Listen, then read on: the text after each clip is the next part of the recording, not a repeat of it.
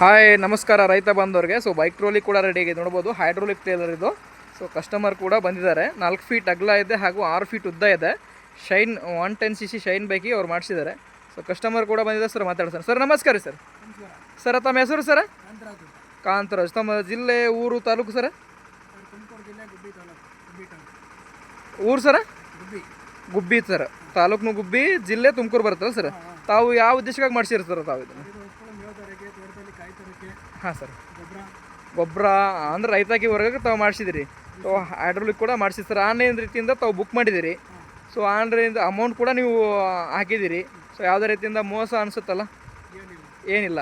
ನೀವು ಎಷ್ಟು ಗಂಟೆ ಕೊಟ್ಟಿರಿ ಸರ್ ತಂದು ಬೆಳಿಗ್ಗೆ ಗಾಡಿ ನಮಗೆ? ತಮಗೆ ಗಾಡಿ ಸಿಕ್ಕಿದೆ ಸರ್? 8 ಗಂಟೆ ಮೇಲೆ ಸಿಕ್ಕಿದೆ ನಿಮಗೆ.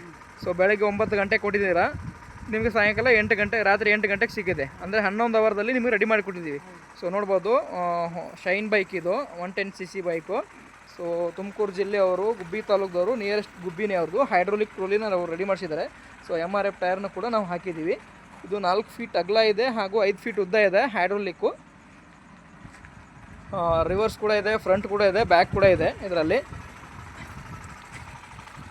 ಸರ್ ಹೈಡ್ರೋಲಿಕ್ ಇಳಿಸ್ರಿ ಸ್ವಲ್ಪ. ಸೊ ಆಟೋಮೆಟಿಕ್ ಆಗಿ ತಾನೇ ಡೌನ್ ಆಗುತ್ತೆ. ಇದರಲ್ಲಿ ಏನು ಎಳೆಯುವಂಥ ಅವಶ್ಯಕತೆ ಇಲ್ಲ. ಸೊ ನೋಡ್ಬೋದು ಆರಾಮಾಗಿ